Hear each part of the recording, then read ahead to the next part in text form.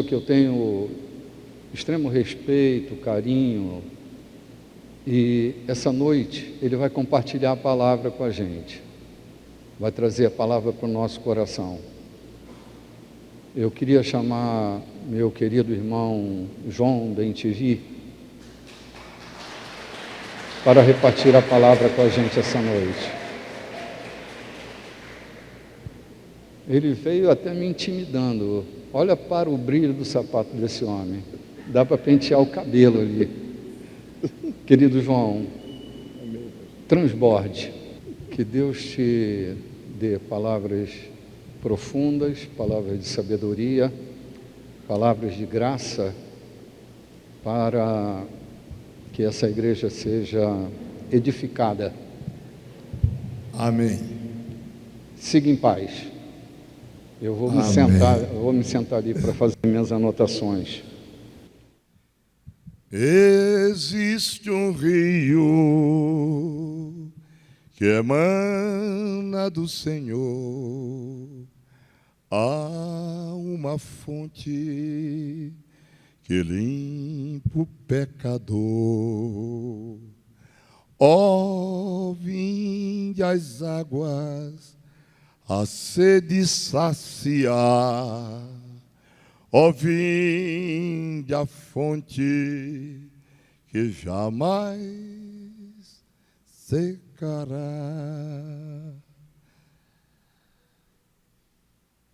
Saúde a igreja do Senhor, no poder criador do Altíssimo, na eficácia do sangue remidor do Cordeiro de Deus e nas doces consolações do seu Santo Espírito. É um momento de extrema alegria e responsabilidade falar para essa igreja, para a minha igreja, pela confiança do meu bispo, mas acima de tudo pela permissão do Criador. Eu tratarei hoje de um assunto chamado a beleza do deserto. Isaías 43, uma voz clama no deserto: prepare o caminho para o Senhor, façam do deserto um caminho reto para o nosso Deus. Mateus 4:1, então Jesus foi levado pelo Espírito ao deserto para ser tentado pelo diabo. Oséias 13:5, eu te conheci no deserto, em terra muito seca. E finalmente, Marcos 1:4, apareceu João Batista no deserto, pregando o batismo do arrependimento para a remissão dos pecados. A primeira noção do deserto é que é um local difícil. E de fato é. Ninguém, mesmo mais ágrafo dos homens, vai ter a ideia de que deserto é coisa de facilidade. Deserto rima, portanto, na nossa consciência e na realidade fática, com dificuldades, com choro, solidão, desespero, pedra, secura, dificuldades incomparáveis. E aí surge uma pergunta inquietante: mas por que Deus criou o deserto se as suas condições eram tão desfavoráveis? E pode ter uma outra pergunta a contrassenso dessa, mas com a mesma ideia: não seria maravilhoso se a terra fosse somente de águas azuis, de fruteiras, de pomares, de coisa maravilhosa? Essas conjecturas me fazem também conceber mais perguntas. Seria possível que o planeta Terra fosse totalmente um deserto? Ou seria possível que no planeta Terra não tivesse nenhum deserto? Reitero que deserto é difícil. Mas nós podemos já responder muita coisa. Ninguém responde tudo a nossa finitude de entendimento, não dá para responder tudo aquilo que a gente se pergunta. E eu tenho me perguntado muito, muito mesmo. E às vezes, muitas vezes, a maior parte delas, eu não encontro as respostas. Deus não é o Deus da igualdade. Deus é o Deus da diversidade. O que caracteriza Deus não é dizer que você é igual a sua esposa e vice-versa. Pelo contrário, o que caracteriza a criação inteira é a diversidade, porque ela representa a grandiosidade do Criador. Aliás, o primeiro sujeito que falou em igualdade foi o diabo. Quando disse no Éden, para a mulher querer ser igual a Deus. Além de uma mentira impossível, porque a criatura jamais será igual ao Criador. Do mesmo modo que nunca houve dois seres humanos, nunca haverá um único dia igual ao outro, então esse nosso Deus, ele tem uma capacidade indescritível de fazer coisas diferentes. Mas, meus irmãos, nessa diversidade de Deus, a coisa mais importante que ele fez foi a vida. A vida é a coisa, é o fato mais marcante da diversidade do Criador. É por isso que há vida na terra em todos os locais. Não há nenhuma região da terra que não tenha vida. Porque se tivesse alguma região da terra sem vida, Deus não seria esse Criador maravilhoso. A vida na atmosfera, a vida no Ártico, na Antártida, nos desertos, a vida lá no fundo do mar, nas fossas das Ilhas Marianas, 11 mil metros de profundidade, e lá existem os seres abissais. Ninguém talvez tenha lhe perguntado. Eu vou fazer uma pergunta inquietante, e essa para o bispo responder depois, que ele sabe muito mais do que eu. Será que tem vida no centro da terra? Todo mundo imagina o centro da terra um local quente demais, que origina vulcões, que destrói, não é isso que nós imaginamos? Será que tem vida no centro da terra? Eu quero dizer para vocês que eu creio que lá no centro da terra tem alguma coisa que é vivo, porque eu creio na grandiosidade do Criador em relação à vida que vem dele. E eu tenho um dado científico para dizer, para colaborar com a minha ideia. Essa ideia, gente, talvez você nunca tenha pensado nela, mas eu estou dizendo hoje. E se eu estiver errado, por favor, vocês vão me perdoando, porque eu sou um simples crente para ministrar uma palavra. Mas eu vou dizer uma coisa. Desde que Adão foi Adão, existiram os micro-organismos, bactérias, fungos e vírus. Sabe quando foi que o mundo descobriu que tinha micro-organismo?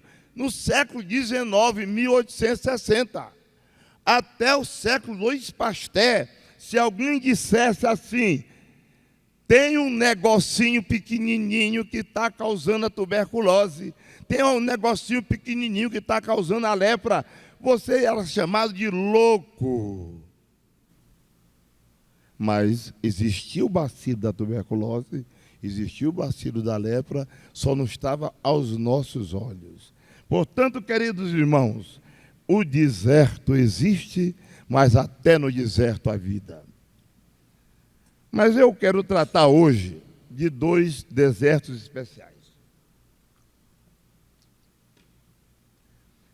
Dois desertos especiais. Um é o deserto dentro de nós, que eu cognominei de endodeserto ou autodeserto. É o meu deserto, é o seu deserto, é o seu deserto. O segundo deserto está bem pertinho desse endodeserto. É o deserto que nos circunda, que eu chamei de deserto circunjacente. Meus irmãos, cada um de nós é um microcosmo. Em cada um de nós existem todos os átomos da natureza. Se você estiver imaginando que a Terra é grande, imagine que você é a Terra. Você é a Terra. Dentro de nós, dentro de mim, dentro de você, dentro de cada um de nós, haverá regiões chamadas de deserto.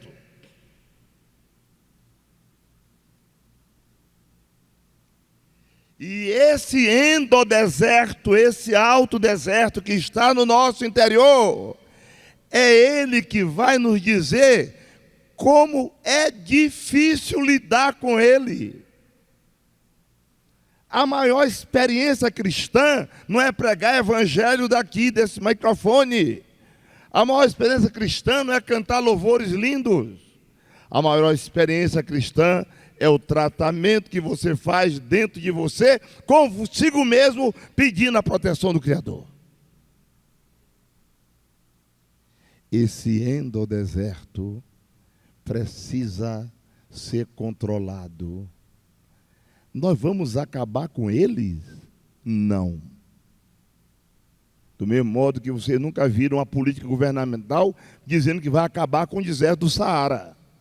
Você nunca vão falar uma política ambiental que vai acabar com o deserto que é o Polo Sul ou o Polo Norte. Não vão acabar. Mas nós temos a condição de lidar com ele e vencer as suas dificuldades. São desertos dificílimos de lidar, mas são também desertos que vão ser vencidos, porque o Criador de tudo é o nosso Deus. E Ele proporcionará a cada um de nós a possibilidade de conviver, vencer e sair ileso do deserto que tem dentro de você. Esse deserto, ele foi capitalizado por um negócio chamado pecado estrutural. Todos os homens têm o pecado estrutural. Nenhum de nós é uma fortaleza espiritual, inexpugnável, que não vai nunca falhar, nenhum de nós. Porque nós temos falhas estruturais, que só serão resolvidas por aquele que fez a todos nós, Deus, através do sangue remidor de Jesus Cristo no Calvário. Acontece, irmãos, que nós estamos num mundo difícil. E em nossa volta vão aparecer dezenas, centenas, milhares de desertos. Onde estão os desertos que nos circundam? Em primeiro lugar, que está na sua casa. Na sua casa pode ter um baita deserto. Na sua vida profissional pode ter um baita deserto. Dentro da igreja, sim, pode ter um grande deserto. Não há nenhum local inexpugnável para as dificuldades. Então você terá sempre o deserto interior e os desertos que lhe circundam. E muitas vezes esses dois desertos se combinam, se associam e se retroalimentam. Uma das maiores causas de separação, de crise familiar, é a conjunção de dois desertos. Do deserto interior, às vezes é a minha vaidade, às vezes é a minha obtusidade, às vezes é a minha ignorância, que eu não venci. E aí ao lado tem o teu cunhado, que te apurrinha todo dia, e de repente os dois entram em confusão e você termina brigando com alguém na sua própria família.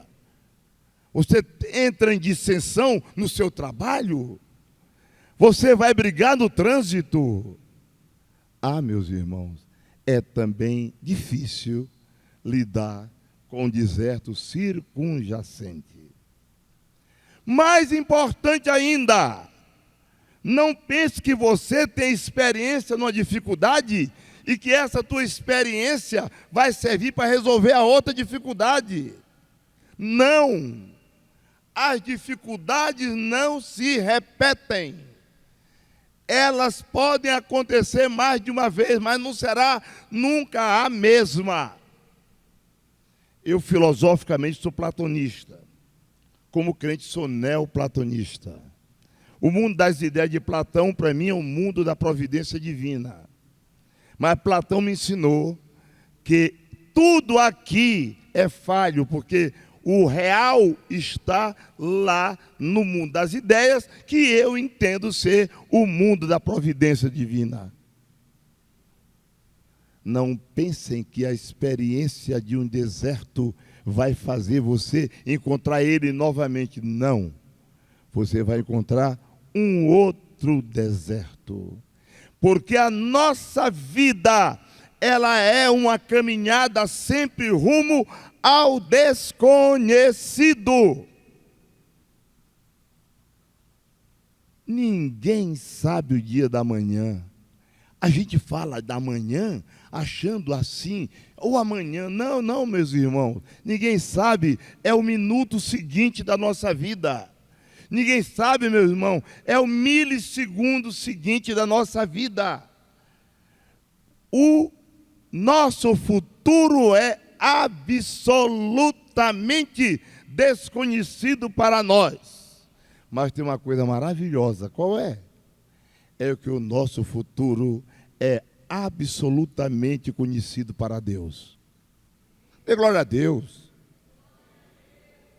O meu futuro, o seu futuro não te pertence, mas pertence a Ele. Então, tenha tranquilidade. E não fique, inclusive, comparando dificuldade anterior com a atual.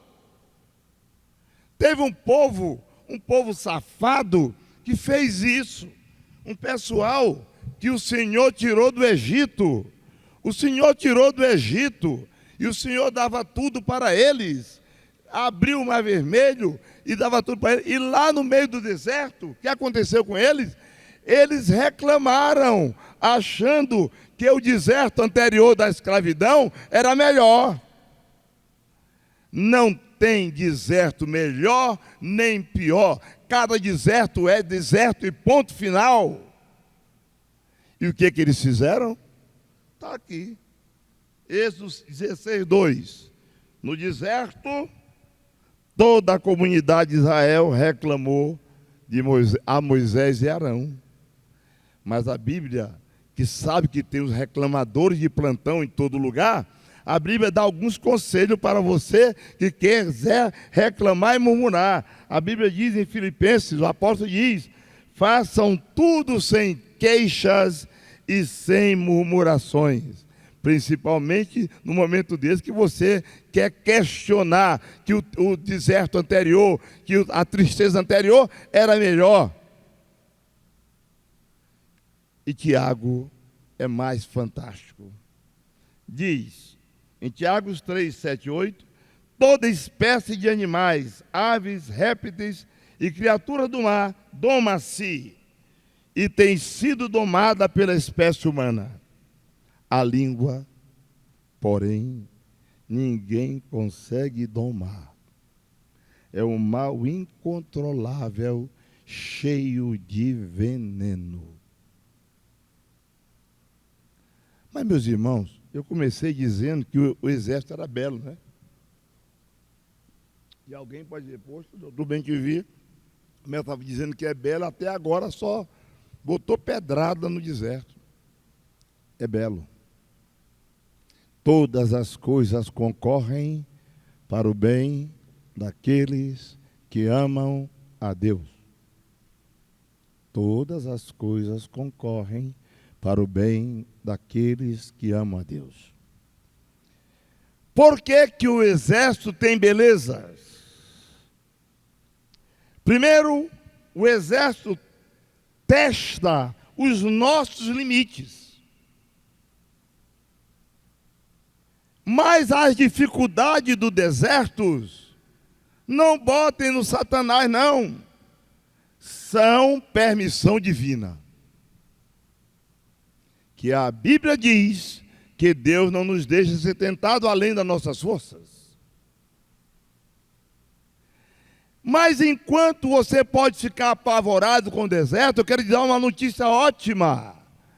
O deserto de cada um de nós, o endodeserto, o circunjacente e mesmo do Saara, porque lá no Saara não é problema, que quem vai para lá já vai se preparando, né?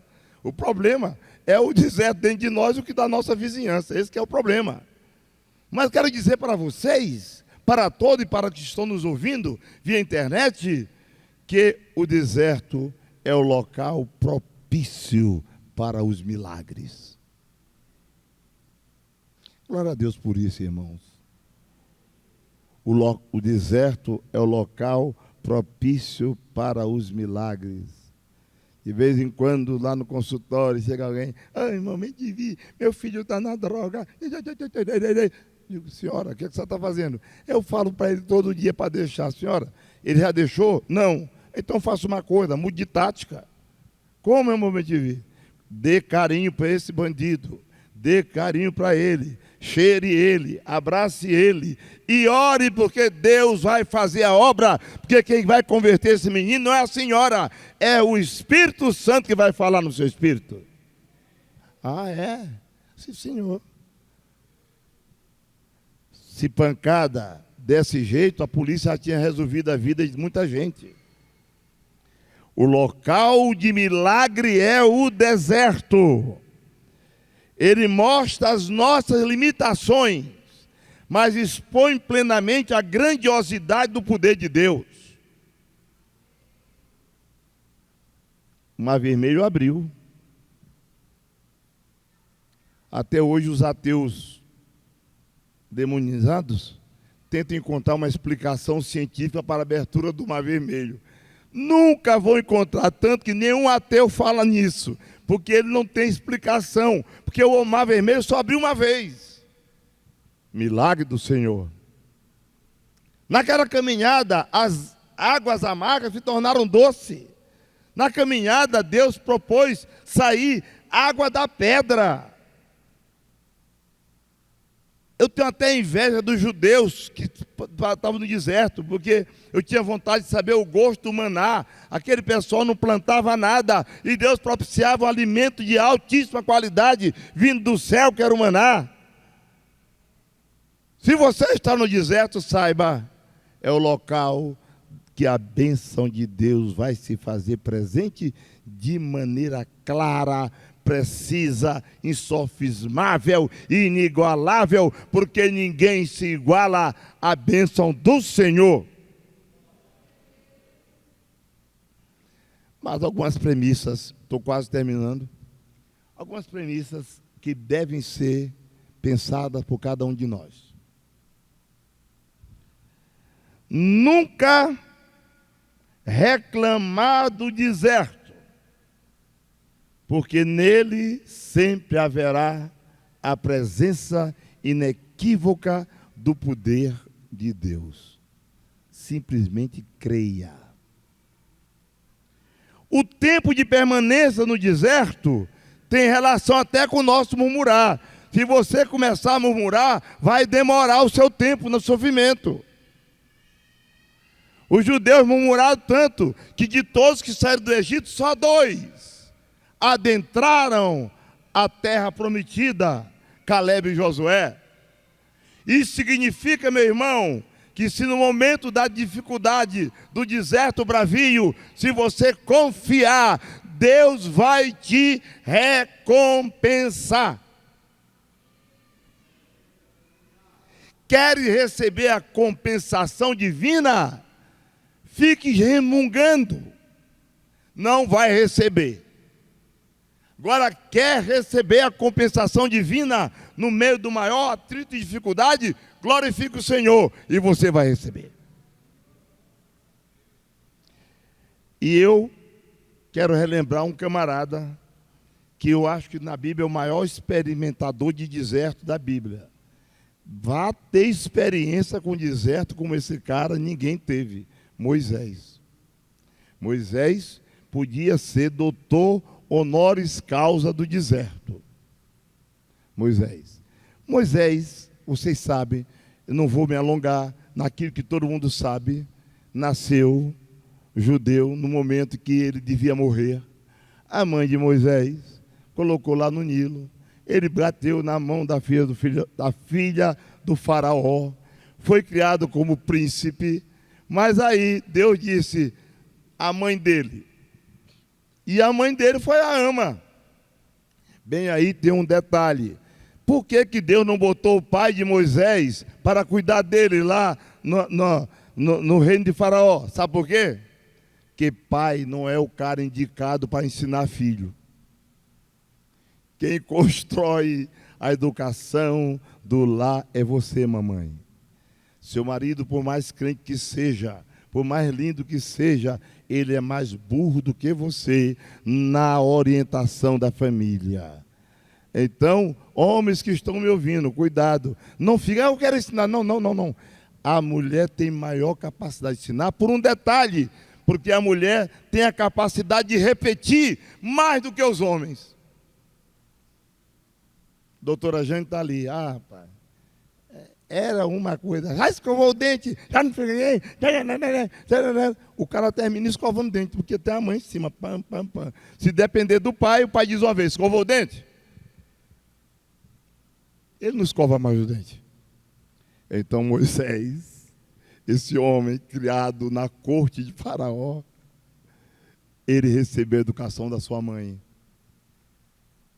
Talvez você nunca tenha pensado nisso. Os 40 anos de Moisés na corte de Faraó foi uma providência de Deus, para quê? Para dar a ele conhecimento científico, conhecimento militar, conhecimento de todas as crenças egípcias. Ele conhecia tudo. E aí vem uma história. Quando eu era menino na igreja, tinha uma história que diz que o camarada não podia se preocupar, porque na hora que tivesse o problema, o Espírito Santo dava a palavra na boca dele, na sua boca, e ele falaria tudo. Não. A Bíblia diz diferente. Ensina o meu povo. Ensina o meu povo. Se você quiser ser preparado para a obra, estude. Se prepare. Porque Deus não vai pegar um sujeito obtuso e fazer ele fazer um discurso ou pregação em inglês, se ele não sabe nem português. Então não tem esse milagre. Então os 40 anos de Moisés lá na corte egípcia era o momento que Deus estava preparando ele em conhecimento. Mas aí tinha um probleminha. Moisés era o melhor de todos. E ele era vaidoso. Ele pensava que ele era tudo. Até o dia, aos 40 anos, que ele matou o egípcio. E aí, ele começou a experiência desértica. Ele foi para o deserto de Midian e sofreu 40 anos. Enquanto nos primeiros 40 anos, Moisés entendia que ele era o tal, que ele era tudo. Agora ele era nada mais do que um fugitivo, com medo de morrer no deserto. E nesse momento ele chegou a uma conclusão horrível, que ele não era nada.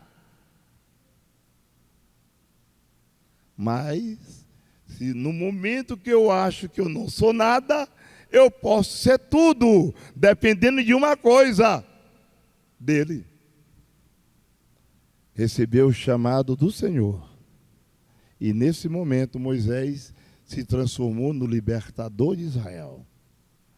E nesses 40 anos de dificuldades, ele só venceu a dificuldade porque ele entendeu que Deus era tudo. A nossa vitória não será feita se você achar que você é tudo. A nossa vitória não chegará se você entender que você não é nada. Horrível isso. Tem crente que tem esse complexo infernal de inferioridade. Porque eu sou pobre. Porque rapaz, é um choramingamento terrível. Se eu fosse Deus, eu dava pelo menos uma cacetada, deixava ele sem falar 2 meses afásico, para não falar besteira. Mas eu não sou Deus, né? Graças a Deus. Eu não sou Deus. Então, quando você pensa que você não é nada, não é uma coisa boa. Mas quando você crê, acredita que Deus é tudo, a vitória não terá nenhuma dúvida. Finalmente, o deserto significa o cumprimento da palavra do Senhor. Eu expliquei hermeneuticamente o deserto interior. Mas agora vamos para a Bíblia. Porque não adianta nada nós falarmos aqui, mas não está na Bíblia. Tudo tem que estar na Bíblia. A palavra do pregador não pode ser dele. Tem que ser do Senhor e tem que ter baseado na Bíblia Sagrada. A pregação que não está baseada na Bíblia nunca será pregação. Será um discurso, pode até ser bonito, pode até ser bacana, mas não é pregação. De vez em quando eu vejo umas coisas horríveis. Pare de sofrer, venha para cá. Digo, ai meu Deus do céu, onde é esta Bíblia que esse sujeito leu, que diz que pare de sofrer, vindo para cá? Porque a minha Bíblia diz diferente, diz assim: tenho-vos dito isso, para que tenhais paz. No mundo tereis aflições, mas tende bom ânimo, eu venci o mundo. A minha Bíblia disse diferente. A minha Bíblia disse que eu vou ter problemas, que eu vou ter intempéries, que eu vou ter dificuldades. Mas o que eu tenho que entender é uma outra coisa, é que ele venceu. E se ele venceu, o que diz a nossa Bíblia em João 14:12? Em verdade vos digo que aquele que crê em mim fará também as obras que faço, fará coisas maiores do que estas, porque eu vou para o Pai. Então, eu não tenho nenhum problema com dificuldade, senhores, meus irmãos, porque Jesus está me dizendo que do mesmo modo que ele venceu, eu posso vencer, você pode vencer, nós podemos vencer, até porque nós temos a aptidão dada por ele de fazer coisas maiores do que ele.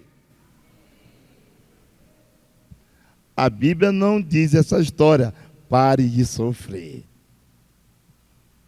A nossa conduta deve ser unicamente o exercício da fé. Acreditar. Nunca murmurar. Há um hino da harpa chamado Não Murmures. Cantar. A Denise tinha uma canção que eu cantei muito tempo. Disse uma vez que louvaria assim, em prazer, ou mesmo em dias maus, mas o que me fez chorar foi perceber, Senhor, que o meu murmurar foi mais que meu louvor. Pai, misericórdia tem, mesmo sabendo o crente que eu sou, concede tanto bem, usas-me e faz-me diferente ser, agora junto a ti, quero me refazer.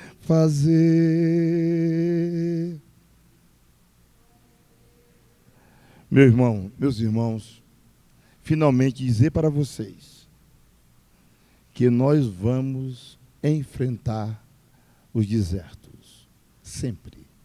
O meu deserto interior, o deserto que me circunda, porque praticamente eu nunca vou enfrentar o deserto arábico, porque eu não vou gastar meu dinheiro para ir para o deserto. A doutora Jane gosta muito do negócio de Paris, Roma, tal. Então, estamos tudo certo para a gente não ir para o deserto geográfico, não é?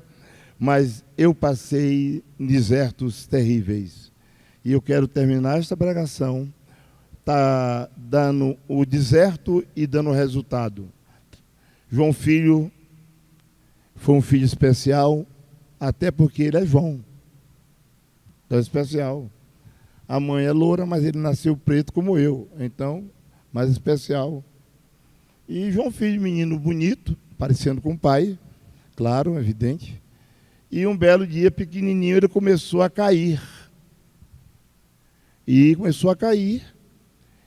E a gente achava que era coisa de criança, mas um dia de noite, quando ele veio para me abraçar, nós médicos chamamos marcha estrela.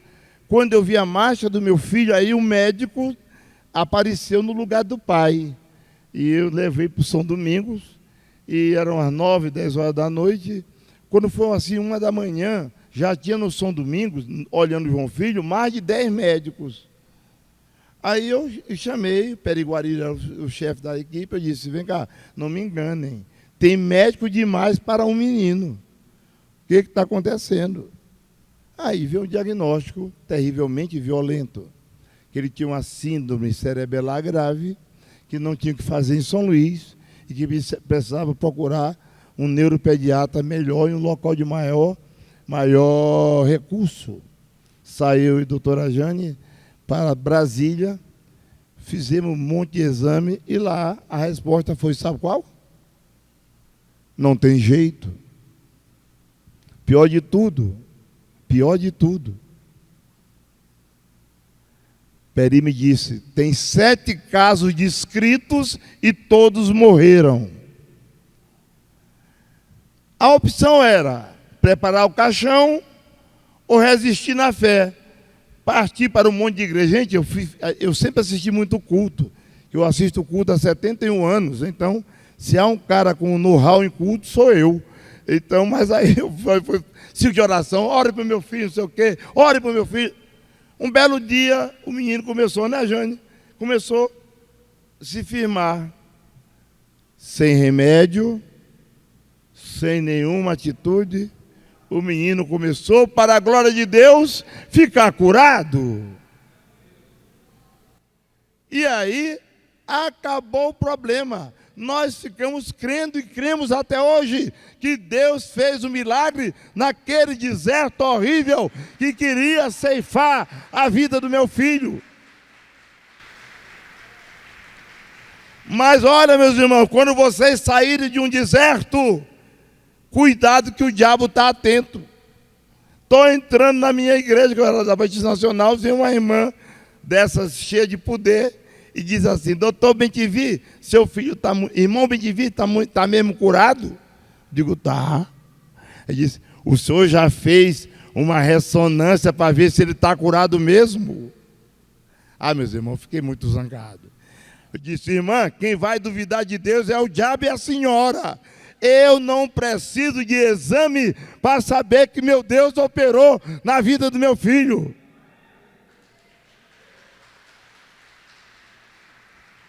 Cuidado com o inimigo, porque na tua vitória, o desgranhento ele vai querer levar alguma coisa para atrapalhar. Mas a Bíblia diz o quê? Resistir ao diabo e ele fugirá de vós. Quando estiveres no deserto escaldante, quando estiveres na onda do mar, porque o mar também é um deserto, aquela onda violenta, quando tudo estiver falhando, eu vou dar um conselho. Cante. Cante. Vocês podem cantar uma música que ninguém conhece. Solta o cabo da nau, toma o remo na mão e navega com fé em Jesus. E então tu verás que bonança se faz, pois com ele seguro serás. Oh, por que duvidar sob as ondas do mar, quando Cristo caminho abriu. Quando forçado és sob as ondas lutar, teu amor a ti quer revelar. Solta o cabo da não, mas solta o cabo.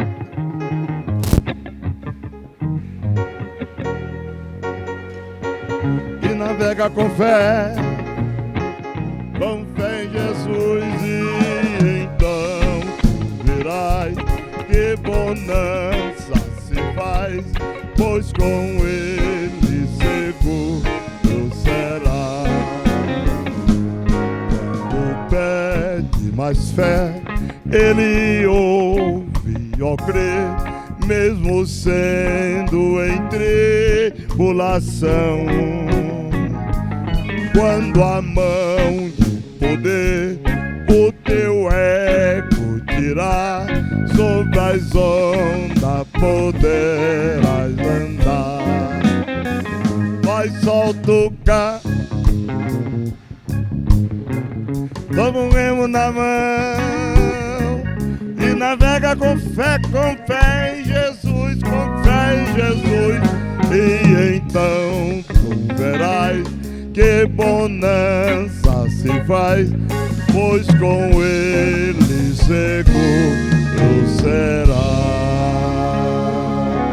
Solta o cabo da nau.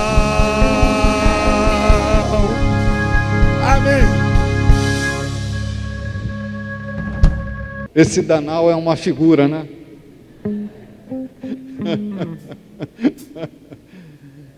Gente,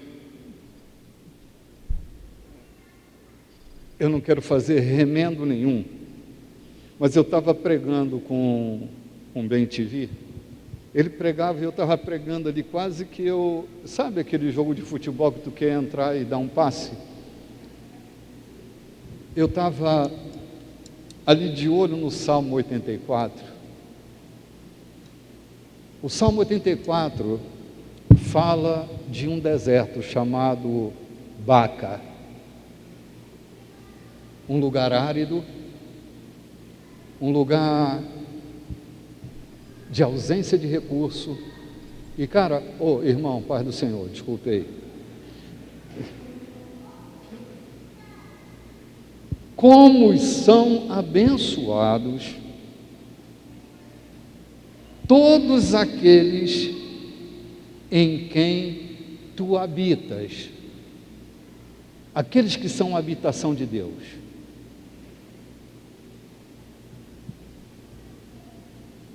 Eu estava ali quase chorando, né?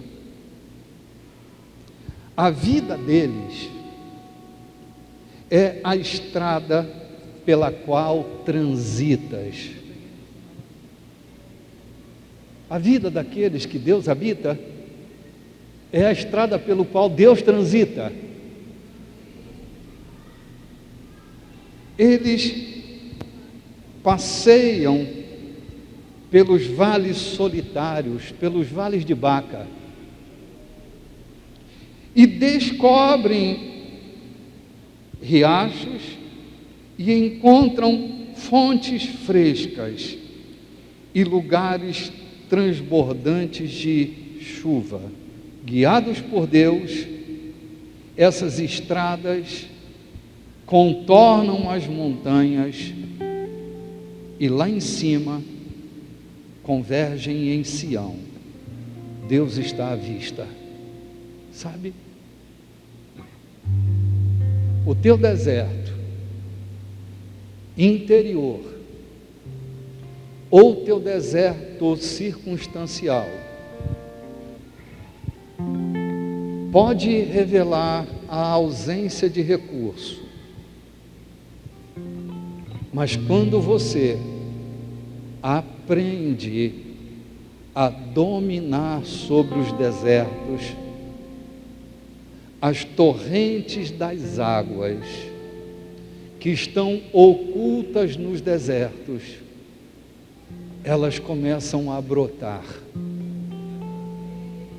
Deus habita em você. Você é a habitação de Deus.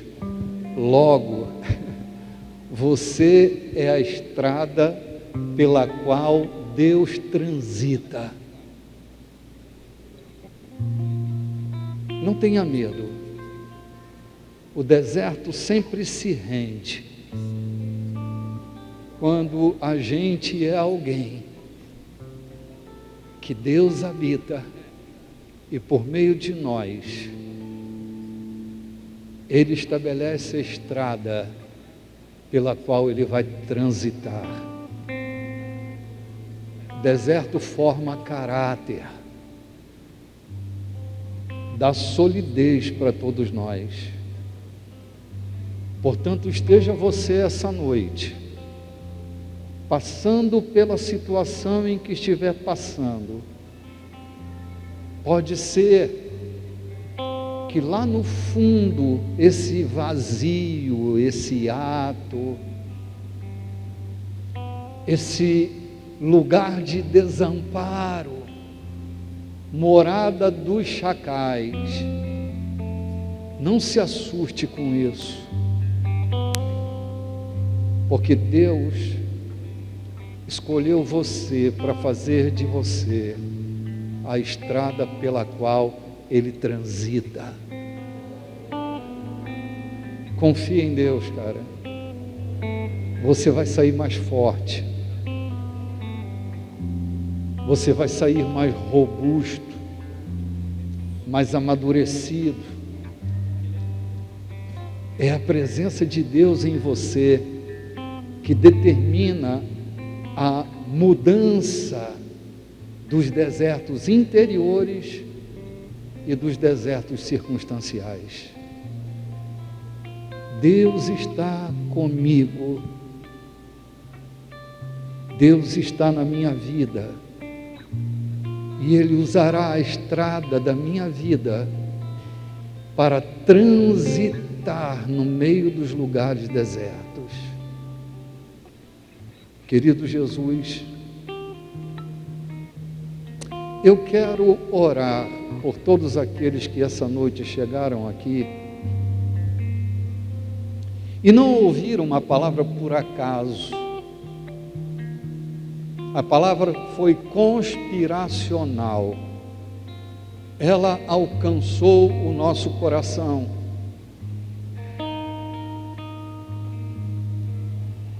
Então, eu quero te pedir essa noite que tu fortaleças.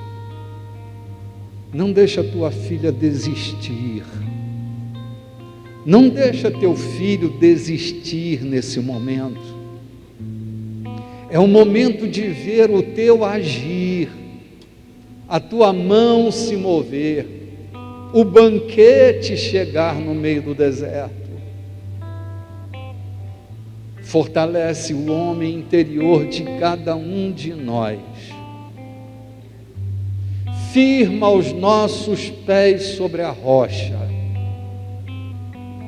Que as nossas ideias sejam férteis nesse momento de dificuldade.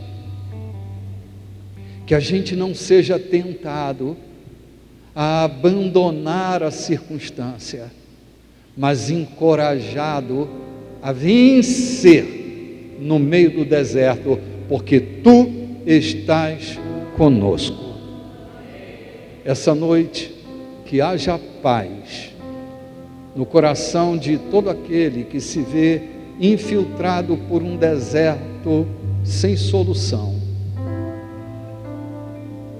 Ensina-nos que o nosso socorro não vem do monte, o nosso socorro vem do Senhor, Criador dos céus e da terra, e que nós estamos firmados, estruturados, solidificados, plantados nesse solo firme, nesse monolito rígido, em Jesus Cristo, que em nós habita e em nós vive e reina para todos sempre. Amém e amém, Jesus.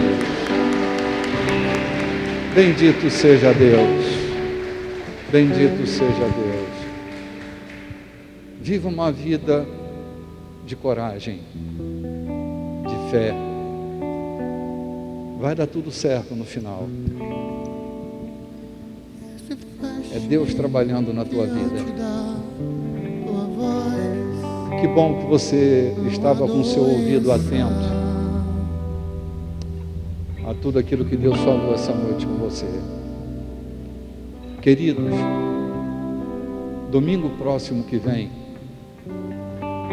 nós estamos mais que decidindo o destino político do nosso município. Nós estamos também decidindo o próximo pleito eleitoral. Porque a base das próximas eleições é essa eleição. Então, juízo, gente, juízo. Use a sua cabeça. Faça suas pesquisas se você não fez ainda. Vote com sobriedade. Vote com inteligência. Vocês conhecem a nossa postura política aqui na igreja. Nós não temos um candidato da nossa indicação preferencial. A gente tem orado por políticos de diversos partidos que encontram em nós o respeito, encontram em nós o apoio nas nossas orações, mas essa igreja nunca foi envolvida com qualquer tipo de barganha ou de negociação. Pelo contrário, tantas vezes eu pessoalmente estive no Palácio dos Leões, a pedido do governador, para orar por ele,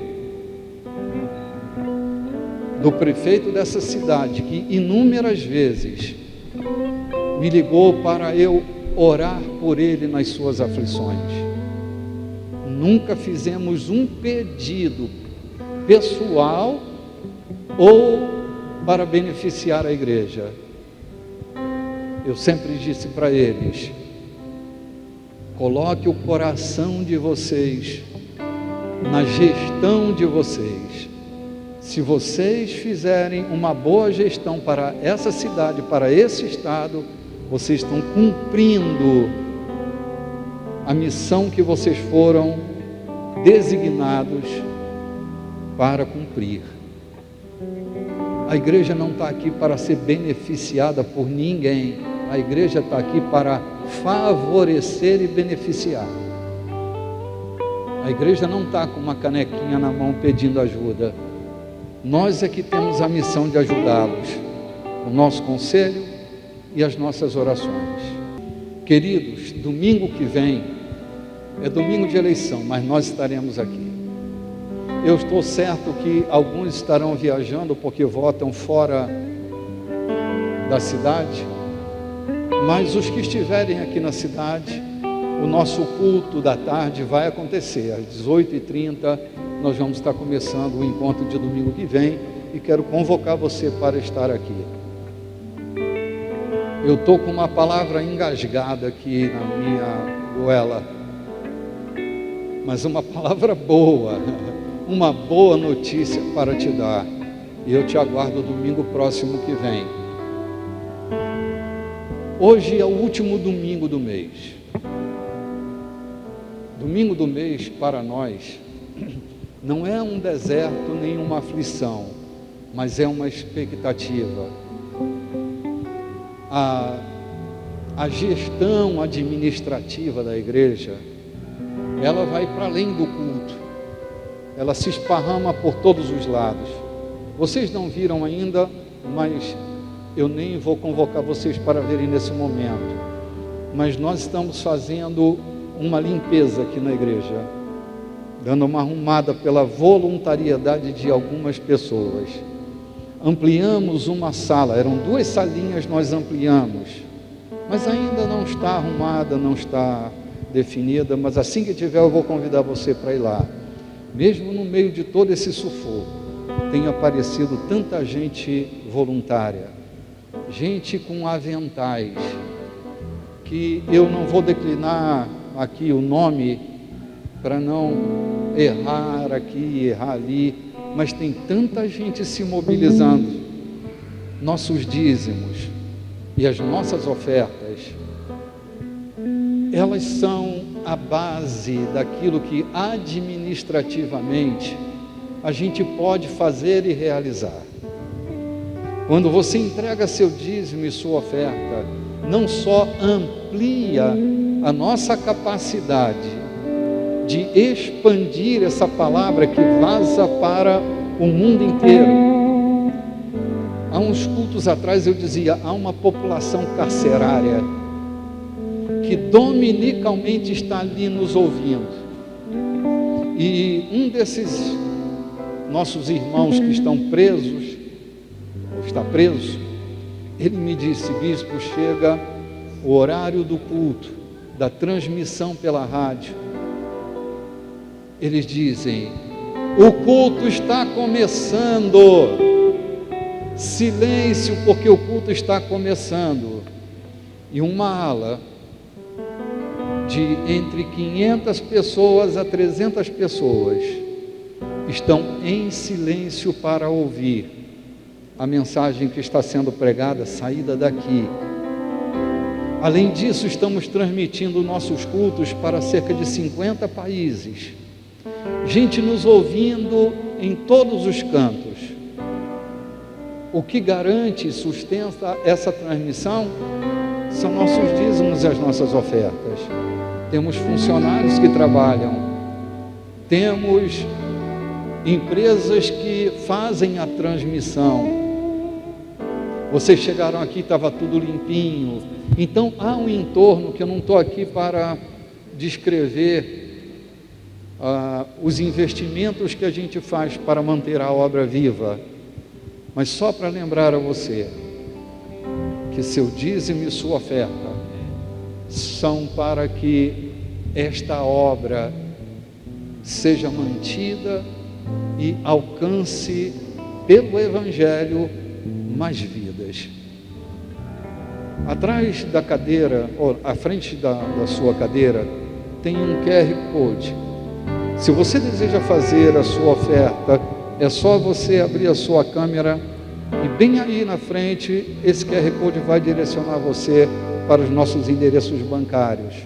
O CNPJ que aparece aí é a nossa chave Pix, a chave Pix da conta da igreja, e você pode fazer essa transferência pelo seu aparelho. Se desejar passar o seu cartão, lá atrás a Milena tem uma maquininha onde você pode passar o seu cartão. Você que está aí no seu aparelho, também tem um QR Code.